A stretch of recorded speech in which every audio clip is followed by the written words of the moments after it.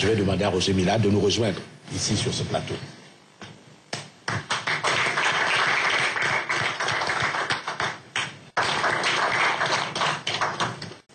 C'est la grande réconciliation. Alors. Réconciliation, je laisse le Dieu parler. Il y a un petit problème. C'est ce qu'il faut poser comme question. Il y avait un petit problème.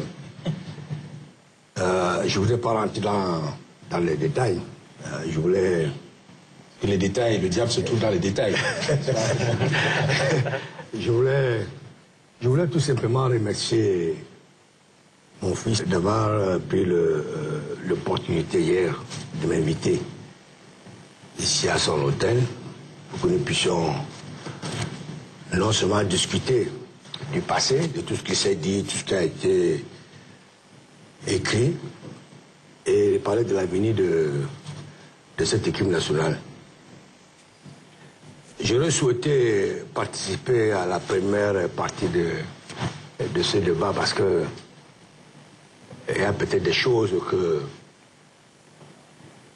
sa mère ne peut pas vous dire, mais moi je peux vous le dire parce que je n'ai pas froid aux yeux. Je n'ai pas peur de dire ce qui va pour le bien de notre pays. Et je l'ai toujours fait et je continuerai toujours de le faire.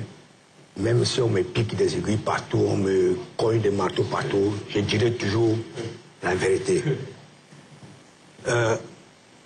Moi, je pense qu'il faut qu'on arrête sur cette histoire de l'équipe nationale d'incriminer toujours les joueurs. Parce que si on avait pris le taureau par les cornes, nous ne serions pas là aujourd'hui en train de non seulement de faire ce débat, de parler de l'équipe nationale, de parler des joueurs, mais nous serons là en train peut-être aujourd'hui de fêter une bonne Coupe du Monde ou bien une bonne Coupe d'Afrique des Nations. Il y a cela 3 ou 4 ans, j'ai demandé un changement réel au sein de cette équipe. Parce que je voyais venir. Je ne sais pas si il y a l'abbé de Bordeaux, je crois, de Rennes. De l'auditorium Jean-Paul. Voilà, nous avons voyagé ensemble dernièrement. À l'aéroport, il est venu m'embrasser là où on récupère les bagages pour me dire que c'est la deuxième fois que je lui dis, Roger, tu es un prophète pour ce pays. Je lui dis, s'il te plaît, calmons-nous. Ces choses de prophétie, tout ça, tout. Moi, je dis ce que je vois. Je peux peut-être la nuit rêver de quelque chose, je peux peut-être voir quelque chose qui ne va pas. Je le sors parce que je ne voudrais pas que cette chose-là s'aggrave et que cela ait un préjudice pour notre pays. Donc, je disais tantôt que depuis 4 ans, j'ai demandé qu'il y ait un changement un peu au sein de cette équipe. Il fallait qu'on trouve un manager général pour vraiment gérer les problèmes de cette équipe. Je dis gérer les vrais problèmes de cette équipe. Parce que le fait d'envoyer toujours les joueurs au front, il y a toujours problème. Il y a problème parce qu'un joueur qui va au front, par exemple le capitaine comme ça, mais va au front, avec les ministres, tout.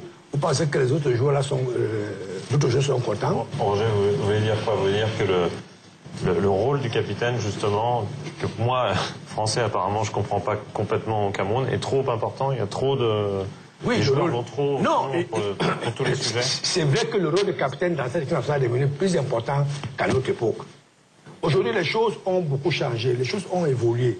Bon, c'est normal que le capitaine soit le porte-parole des joueurs en face du président de la fédération ou bien du ministre. Mais je dis, le fait toujours d'envoyer le capitaine au front, ça risque, ça cause problème. On va vous prier de rester avec nous pour la suite de cette conférence de presse et vous pourrez intervenir car cela vous plaira. Mais maintenant, je voudrais donner la parole. Je n'ai pas terminé par rapport à la question, donc je voulais remercier mon fils de m'avoir invité hier. Sincèrement, des beaux jours que j'ai eus dans ma vie, c'est depuis hier soir, j'ai dormi tranquillement. Non, c'est vrai, je vous le dis sincèrement, j'étais content. Parce que vous savez, les gens ont on peut exagérer dans cette affaire. Les gens...